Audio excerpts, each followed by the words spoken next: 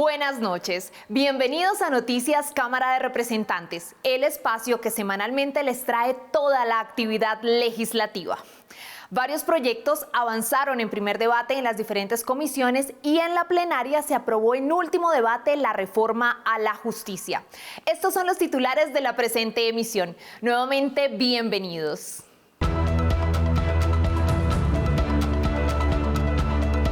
Plenaria de la Cámara aprobó en último debate reforma a la justicia. Se busca agilizar procesos y proteger los derechos de las víctimas. Reacciones divididas de algunos representantes sobre el avance de la reforma laboral que se debate en el Senado de la República. Desde la Cámara de Representantes se busca que víctimas del conflicto armado reciban una segunda oportunidad para tener un techo digno. Toda la información legislativa aquí en Noticias Cámara de Representantes. Antes de entrar de lleno con la información, queremos enviar un mensaje de condolencias al representante James Mosquera por el sentido fallecimiento de su padre Hermenegildo Mosquera Rivas. Paz en su tumba.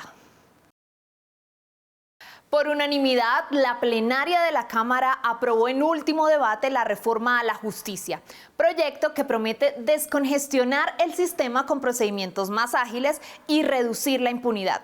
Les contamos los detalles.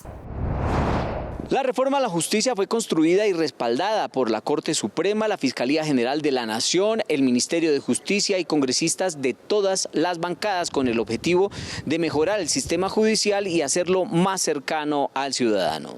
Para una justicia más eficaz en favor de las víctimas, las garantías de los procesados y que busca los equilibrios necesarios dentro de un sistema penal acusatorio acorde con nuestra Constitución política. Dentro de los puntos fundamentales de la reforma está la entrega de pruebas anticipadas y los preacuerdos que acortarían el tiempo en investigaciones y descongestionaría los juzgados.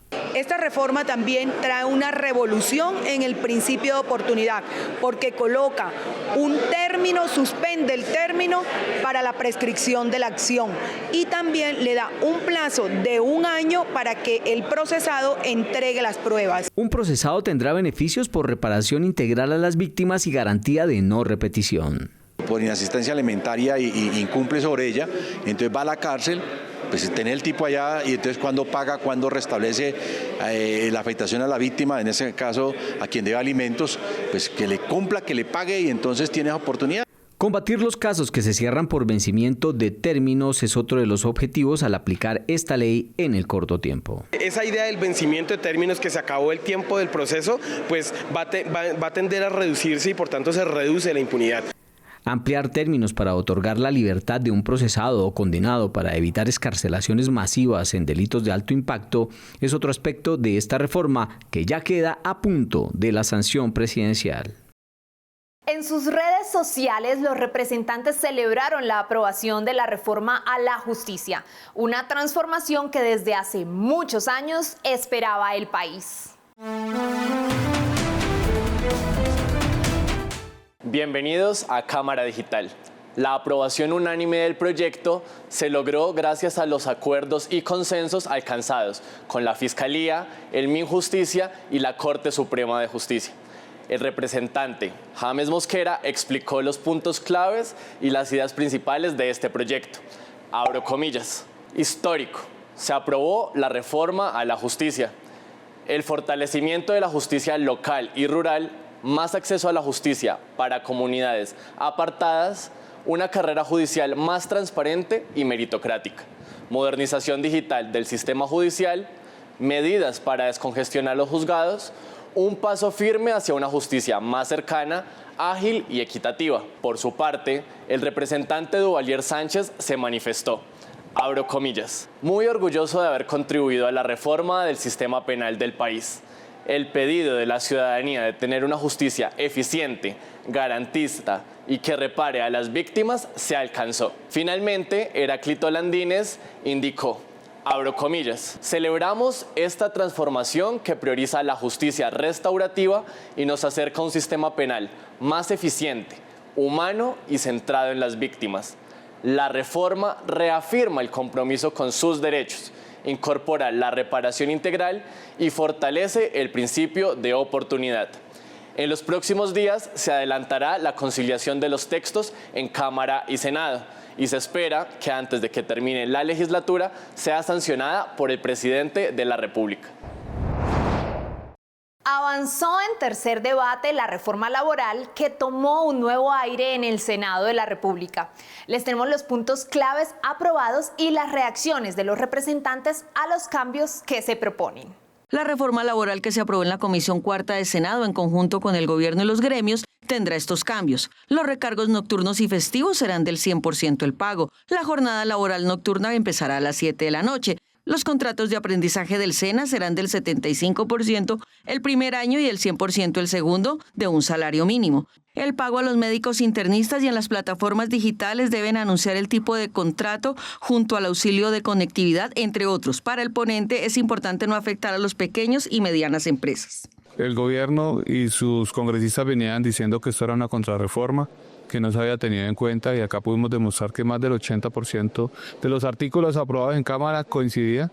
Estamos revisando que no se afecte al empleo que es más frágil, que son las micro y pequeñas empresas. Por esto le preguntamos a los representantes si estaban de acuerdo con los cambios que se le han hecho hasta el momento. Desafortunadamente estamos dejando abandonados a 11 millones de colombianos que están en la informalidad y a 3 millones de colombianos que están en desempleo. Creemos nosotros que una reforma laboral que está acorde a lo que dice y manda la ley, además derechos que ya se habían sido ganados por los trabajadores y por las centrales obreras, ¿no? Otros acusan al Senado de estar a estas alturas de la legislatura en esta discusión. No estaríamos contra el tiempo en este momento si el Senado hubiera hecho su trabajo cuando correspondía en la Comisión Séptima.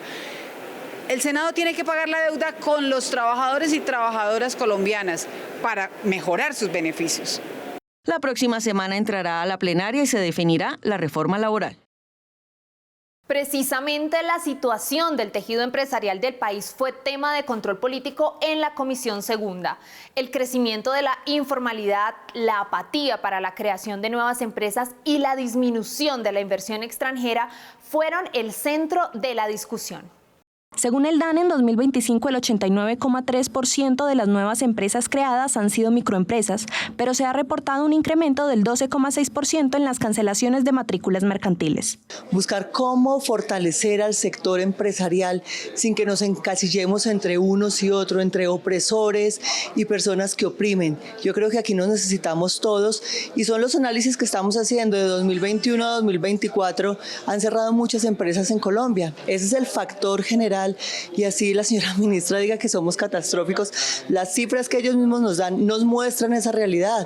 Por su parte, la directora del DANE aseguró que las cifras sobre creación y cierre de empresas están disponibles para consulta y análisis público. Pues son muchas las definiciones que podemos estar tomando en el índice multidimensional de informalidad empresarial, que también ponemos a disposición a toda la ciudadanía.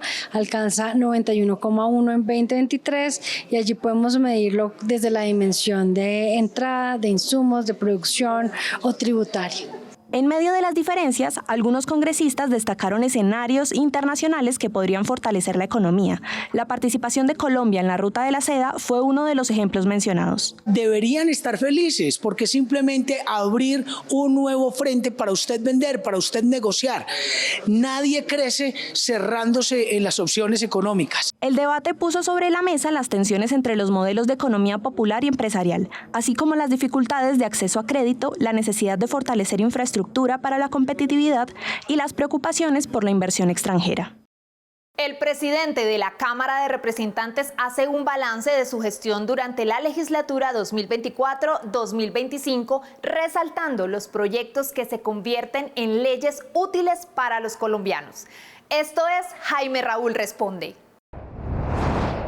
Desde las calles de nuestra hermosa Bogotá, bienvenidas y bienvenidos a Jaime Raúl Responde.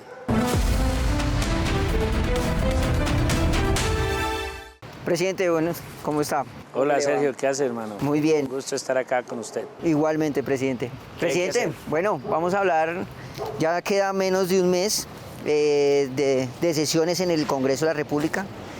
¿Y qué nos espera en estas sesiones?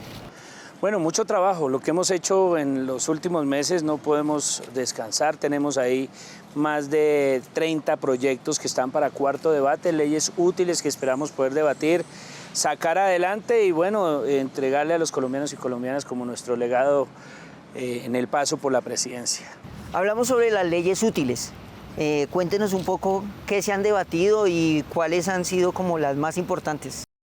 Bueno, varias, más de 60. Desde que soy presidente priorizamos como mesa directiva debatir iniciativas que van desde los derechos de los animales, la ley Ángel, derechos en favor de las mujeres, prohibimos la mutilación de niñas en el país, avanzamos mucho en derechos de los trabajadores y trabajadoras, las reformas sociales, les dimos todo el escenario de construcción de consensos para que el Senado de la República las pudiese debatir, la reforma a la salud, la reforma política, la reforma laboral, fueron iniciativas que nosotros ayudamos a construir y que le entregamos al Senado para que avanzara. Presidente, ¿cómo está la relación entre el Gobierno Nacional y el Congreso de la República? Bueno, no está en su mejor momento, sin lugar a dudas. Lamentablemente, lo que hemos hecho en la Cámara de Representantes, algunos senadores no lo han sabido valorar ni aprovechar. Colombia requiere cambios sociales importantes. Necesitamos un país más justo. El llamado de los jóvenes y en general de la sociedad en el estallido social no se puede desconocer.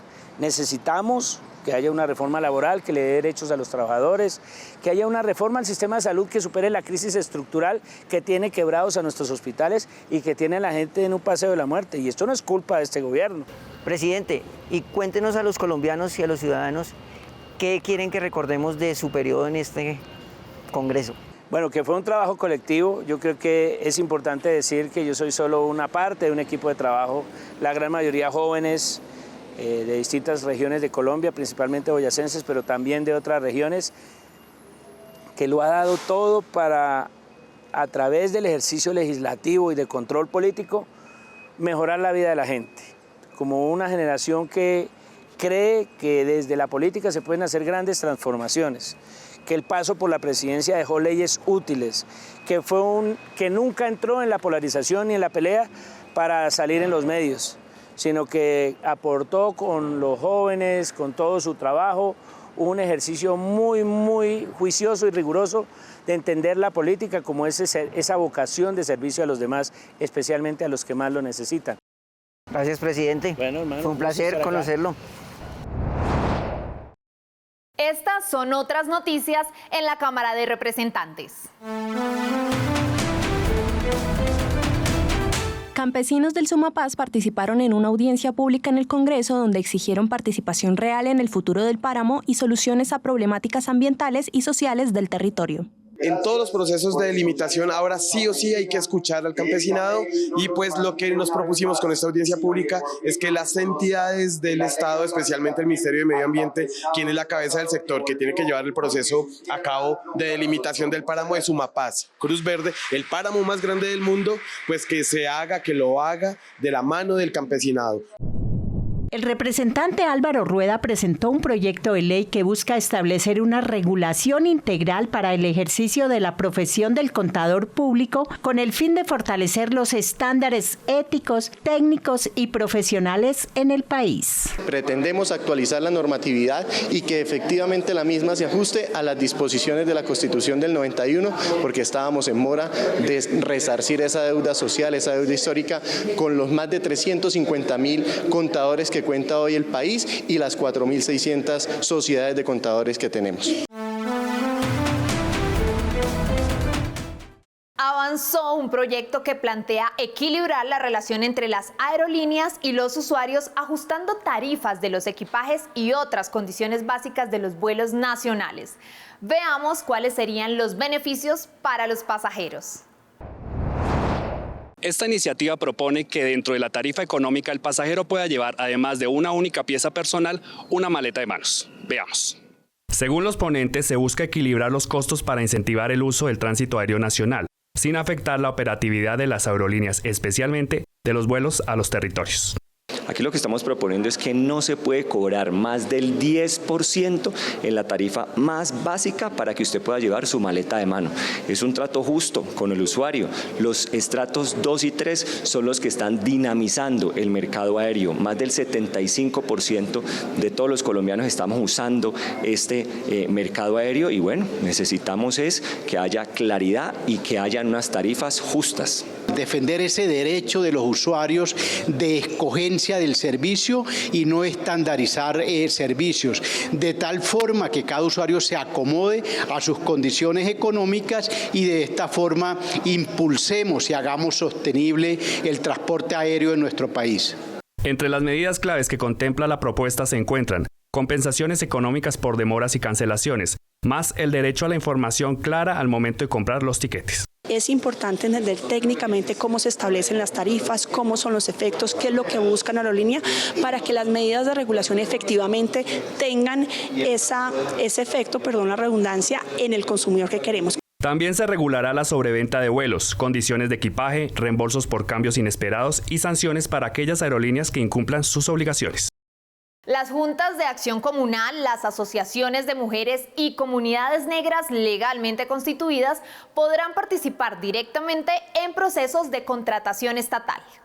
Los representantes a la Cámara destacaron la importancia de fortalecer el tejido social y garantizar condiciones equitativas para las organizaciones comunitarias en todo el país. Estamos llamando la atención a todos los compañeros para que nos acompañen en la aprobación de este proyecto que tiene como objeto garantizar que las juntas de acción comunal de primero y segundo nivel, las asociaciones campesinas de mujeres, de jóvenes puedan contratar con el Estado en el marco de los acuerdos. Esto es un espaldarazo a quienes, según los representantes, siempre han trabajado con las uñas.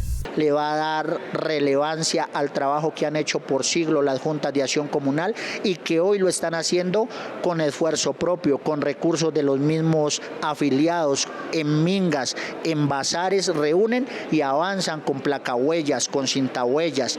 La iniciativa busca reformar la ley de contratación estatal para permitir que estas agrupaciones puedan ejecutar recursos públicos de forma directa y con garantías de transparencia previo cumplimiento de algunos requisitos. Hay que hacer ajustes, siempre se pide experiencia, capacidad y obviamente se les pide una póliza de riesgo para que garanticen que las obras son de calidad y que los recursos van a ser invertidos, como cualquier contratista de las entidades territoriales o las instituciones públicas. De ser aprobada esta reforma, miles de organizaciones comunitarias podrían acceder a procesos de contratación directa, lo que representa un avance histórico para el desarrollo local y la descentralización del Estado. El departamento del Putumayo sería declarado territorio andino amazónico, estableciendo medidas para la protección y conservación de sus ecosistemas únicos. El departamento del Putumayo, con sus ecosistemas únicos, tiene un valor estratégico para el país. Una gran extensión de su territorio hace parte del macizo colombiano, constituyéndose en una región de transición entre los ecosistemas de la cordillera de los Andes y la llanura amazónica. Es decir, es territorio de biodiversidad. De ahí la importancia del reconocimiento de este territorio. ¿Para qué? Para que se realicen las actividades con suma urgencia, las actividades de protección, de conservación y el empoderamiento de las comunidades que habitan en este gran territorio amazónico. La iniciativa limita la actividad minera en este departamento y únicamente serían autorizadas aquellas que cumplan con los lineamientos especiales conformes a lo dispuesto para zonas de minería restringida establecidas en la ley. El Putumayo es un departamento extraordinario, es un tesoro de este país, porque el Putumayo es multiétnico, pluricultural, como dice nuestra Constitución, que es Colombia. Las etnias que hay en el Putumayo son grupos indígenas principalmente que tienen su cultura intacta, su lengua, sus costumbres y que hacen un gran cuidado de su territorio. La representante del Centro Democrático, Jenica Acosta, lanzó un SOS por el Amazonas. La desbordada deforestación tiene en grave riesgo a esta región del país. Esto es Oposición en Cámara. La deforestación en la Amazonía colombiana es un problema crítico que requiere atención inmediata. Según datos recientes de la Procuraduría General de la Nación, a corte de marzo del 2025, 88.808 hectáreas de bosques han sido arrasadas en la Amazonía. Las causas de la deforestación en la Amazonía colombiana son complejas y multifacéticas. La minería ilegal, el narcotráfico han sido identificados como los principales impulsores de la deforestación. Es por ello que desde el Congreso de la República, el Partido Centro Democrático y la oposición ejercemos un papel crucial en la promoción de normas que aborden estas causas y que promuevan la conservación y el uso sostenible de nuestros bosques. Los impactos de la deforestación en la Amazonía colombiana son devastadores. La pérdida de la biodiversidad, la degradación del suelo y la alteración de los ciclos hidrológicos afectan no solamente a la región, sino al país en general. Además, la deforestación contribuye al cambio climático, lo que tiene consecuencias globales. El Ministerio de Ambiente y el Desarrollo Sostenible deben trabajar en estrecha colaboración con otras entidades gubernamentales y la sociedad civil para abordar estos impactos. El gobierno Petro le falló a la Amazonía y a sus comunidades, se estancó en el discurso y olvidó sus promesas de preservación del medio ambiente. Solo a través de un enfoque integral y coordinado pueden detener la deforestación y proteger la Amazonía colombiana para las generaciones futuras. SOS por la Amazonía. También en Bogotá, la decisión del distrito de abrirse a la comercialización de espacios públicos preocupa a los comerciantes informales. Según ellos, esto podría afectar directamente su sustento diario. Imágenes como estas son el diario vivir en Colombia. Personas que deciden ocupar un espacio en los andenes o en las calles y que a sol y a sombra trabajan para conseguir el sustento de sus familias, pero que hoy atraviesan por un nuevo reto, la privatización del espacio público contemplada en el decreto 315 del 2024 emitido por la Alcaldía Mayor de Bogotá. Un vendedor informal puede ofrecer 60.000, 100.000 pesos mensuales, 50.000 pesos mensuales, pero OMA puede ofrecer 6 millones, 10 millones, Juan Valdez 12 millones, entonces nos ponen a competir con las grandes multinacionales. Actualmente el 66% de la fuerza laboral de Colombia se dedica a la economía popular o como se conoce son trabajadores informales y que se traduce en más de 12 millones de personas. Ahora les cobramos por el espacio, pero no les reconocemos pues los derechos que tendríamos que reconocerles si es que van a pagar, pues el Estado tiene que garantizarles, el distrito, en este caso en Bogotá, tendría que garantizarles las condiciones para que tuvieran educación, salud, seguridad social. Desde el gobierno nacional también se trabaja para generar herramientas que ayuden a los trabajadores informales. Desarrollemos las cooperativas de segundo nivel para que juntemos las asociaciones ya existentes de la economía popular, de la economía informal, de la economía comunitaria, en esas cooperativas regionales multiactivas para que puedan desarrollar la producción, el comercio, el mercado y por supuesto discutir en otras condiciones la política pública para el tratamiento de las personas que hacen parte de esa economía popular. Incentivar la contratación de músicos y artistas femeninas en espectáculos financiados con recursos públicos es la propuesta de un proyecto aprobado recientemente en la Cámara. En Mujeres con todas las de la ley, súbeles a ellas.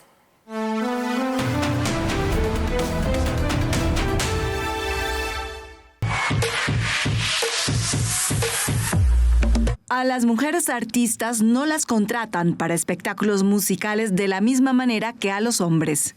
Eso sujeto a los gustos, a los quereres, no solo artísticos, sino de otro tipo, de quienes determinan para dónde va el recurso. Entonces eso es un reto, es una de las dificultades que de pronto podemos enfrentar a la hora de poder estar presentes en espectáculos financiados con recursos públicos. Al tomar conciencia de esta diferencia, el equipo del representante Daniel Carvalho Mejía propuso un proyecto de ley para lograr paridad. Nuestro proyecto de ley Súbeles a ellas es una iniciativa de las mujeres de mi equipo. Estamos haciendo en este momento el proyecto de ley de la música y esto es como un primo de ese proyecto, porque nos dimos cuenta de que actualmente en los espectáculos públicos, pagados con recursos públicos, solamente hay una participación femenina del 20-25% en las grandes ciudades, ni hablar de los pueblos de donde no pudimos obtener cifras. El proyecto busca que haya un mínimo de 40% de participación de mujeres cuando se paga con recursos públicos. Es muy importante que podamos romper esos estereotipos y el papel del Estado en romper esas concepciones. Uno de los mecanismos para hacerlo es lograr la paridad en los escenarios financiados con recursos públicos. Ahora le corresponde al Senado hacer realidad la paridad de género y el sueño de ver a más mujeres triunfando en el escenario. La ley de las comunidades negras estaría a punto de ser modificada con el fin de dar un enfoque de género que ayude a crear políticas públicas para el bienestar y protección de las mujeres afro.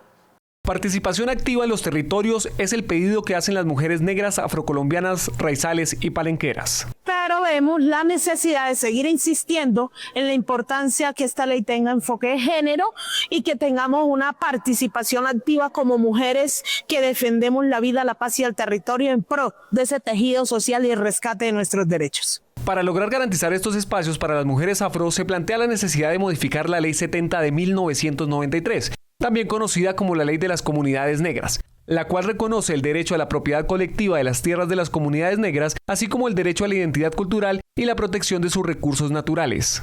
Las voces de las mujeres tienen que ser escuchadas y que las entidades aquí presentes tienen que darle una preponderancia más y una incidencia más real a las mujeres, a nuestras mujeres en los territorios, a la mujer negra en especial. Desde las diferentes entidades del gobierno nacional atienden el llamado y enfatizan la importancia de dar este paso en pro del bienestar de las mujeres afro. Realmente vayan a atender de manera oportuna las necesidades diferenciadas que tienen las mujeres y en este caso las mujeres afrodescendientes negras, raizales y palenqueras que sufren de una doble o triple incluso opresión.